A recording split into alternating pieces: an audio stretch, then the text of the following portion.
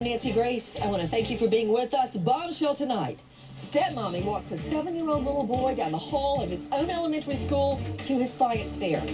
He's never seen again. As we go to air, Kyron's natural mother breaks down in tears in a public plea, begging stepmommy to help police, insisting her 7-year-old little boy is alive.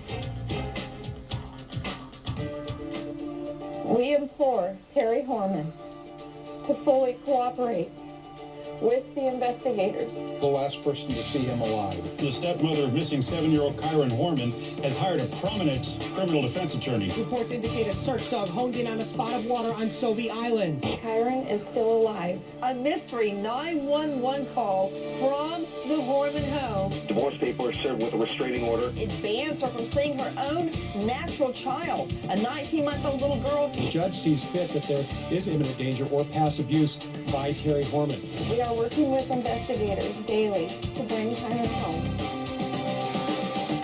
The natural mother taking to the public media, begging the stepmother to please help police. Please come clean. Please cooperate. Breaking down in tears as she vows her 7-year-old little boy is still alive. Straight out to Kevin Miller, investigative reporter. Kevin, what's the latest?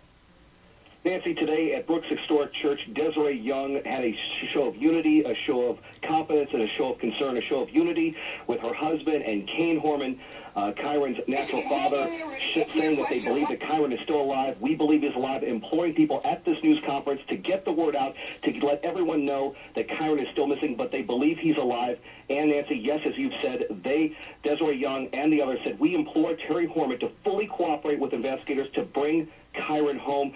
They've said they're cooperating with investigators. They want her to cooperate right now, Nancy. Okay, but if he's still alive, Kevin Miller, where does that leave me, since we know the police focus is now on stepmommy Terry Horman? If he's still alive, what would be their working theory? Did she sell him?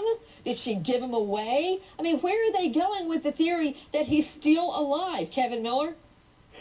Nancy, they believe that Terry Horman has these answers, and again, based on the 911 calls, based on the husband moving out, based on the fact that, again, they're not releasing any information. And the parents believe this because they have to. They have that undying love for baby Kyron, and they have to believe that he's coming home. That's where they get their belief from. And again, they want Terry Horman and whoever has Kyron to let him come home.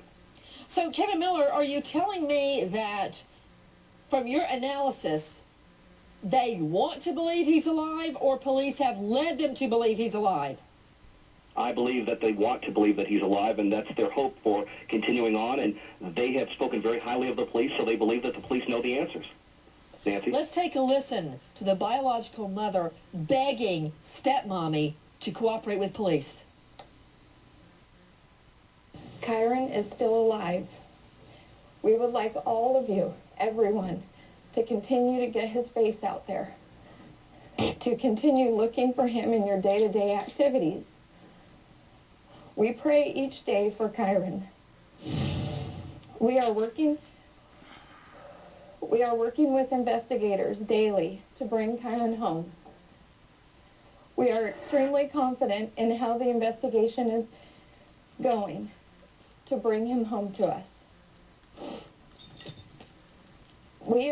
To James Pitkin, reporter with the Willamette Week newspaper, I understand that not only did the stepmom go work out shortly after the 7-year-old boy goes missing, she's the last person to see him alive, but then she engages in a war of words online, on the internet, with anonymous bloggers, telling them you don't have your facts straight, blah, blah, blah. Shouldn't she be out looking for the boy or doing something constructive like cooperating with police? Well, Nancy, that's what a lot of people are thinking. I mean, to have her spending her time online, engaging with anonymous bloggers, defending herself, saying, you don't understand if you're not in our shoes. I mean, a lot of people are questioning that kind of behavior. The cat is fine. Hold on, James Pitkin. I was just reviewing this for the second time, for another time. I completely missed the cat is fine. She is online blogging about her cat. That's right. While the boy is missing?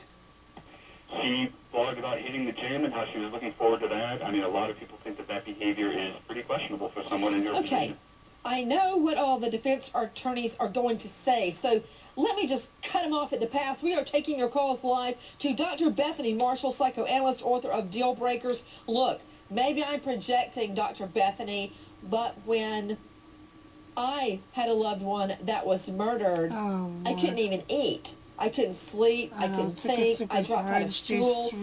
I never even called my job to say I'm not coming. I just quit going.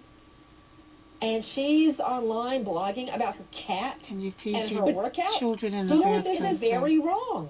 This is reminiscent of Casey Anthony. Remember, the little girl goes missing. She goes to Target. She buys things for herself. She goes out dancing. She's on a stripper pole.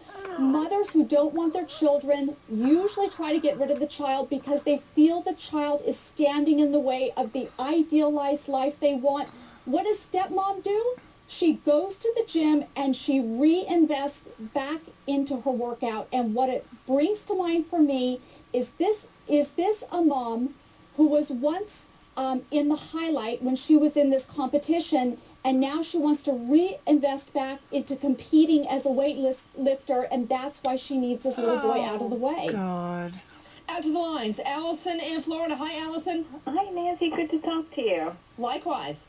My question is, when they towed the stepmom's truck away, were cadaver dogs used to sniff out the truck or the house at all?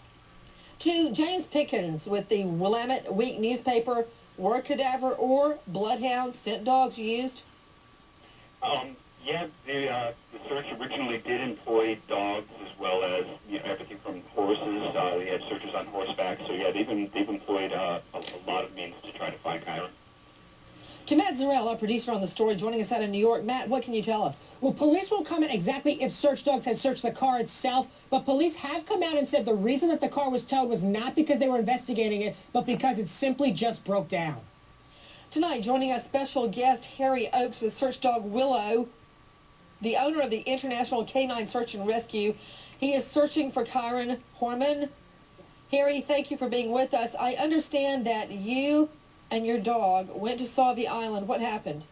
Well, we brought in search dog Willow, search dog Tyler, and introduced them to what's called cadaver scent, and searching a variety of areas.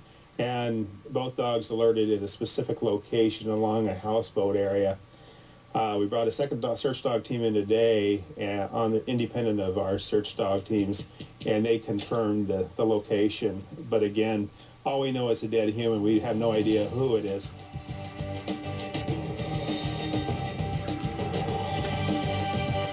I just had this overwhelming feeling of